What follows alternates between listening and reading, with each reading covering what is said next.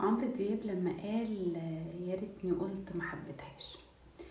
ده كان سؤال النهارده. الواحده جات لي بتقولي انا بتضايق قوي لما يجيب ذكريات ويقعد يحكي لي عن حاجات كده فاتت، وساعات انا اللي بنخور عشان عارفه اتضايق قوي، وببقى مش قادره استحمل اي حاجه بيقولها عن حاجاته اللي فاتت، ومش عارفه اعمل ايه.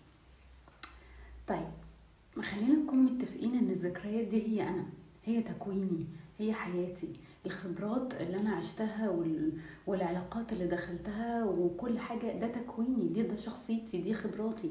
ازاي عاوزيننا نتنازل عنها؟ ازاي مطلوب مني ان انا محكيش عليها وان انا انساها وان انا متعاملش معاها؟ ازاي هيبقى سحبتي جزء من شخصيته، سحبتي جزء من حياته؟ ساعات في ناس هي اللي بتقول لا لا انا مش عاوزه افتح الملفات دي وما صدقت انسى، زي الأغنية لما قالها يا ريتني أنا اللي قلت ما حبيتهاش. لا، ده أنت اللي حبيتها وحصل واحد اتنين تلاتة وعشان كده ما كملناش.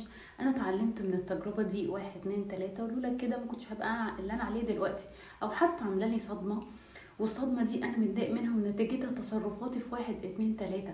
بلاش نخش بلاش ندخل نمتلك بعض للدرجات دي، لدرجة ان انا اطلب منه يمحي ذكرياته او اطلب منها تمحي ذكرياتها وتبقى بني ادم تاني خالص. لا، انت بتمحي تكوينه. احترموا ذكريات بعض، واحترموا الاوقات اللي عشناها. وايه المشكلة لما يحكي؟ وايه المشكلة لما اقبلك زي ما انت او اقبلها زي ما هي، لان انت عرفتها على ده، واكيد كان في مواقف كتير عدت بيها وهي ده او هو ده. اقبلوا بعض زي ما انتوا، بلاش تحكم حتى في ان هو ممنوع يقول الذكريات دي او ممنوع يتكلم فيها.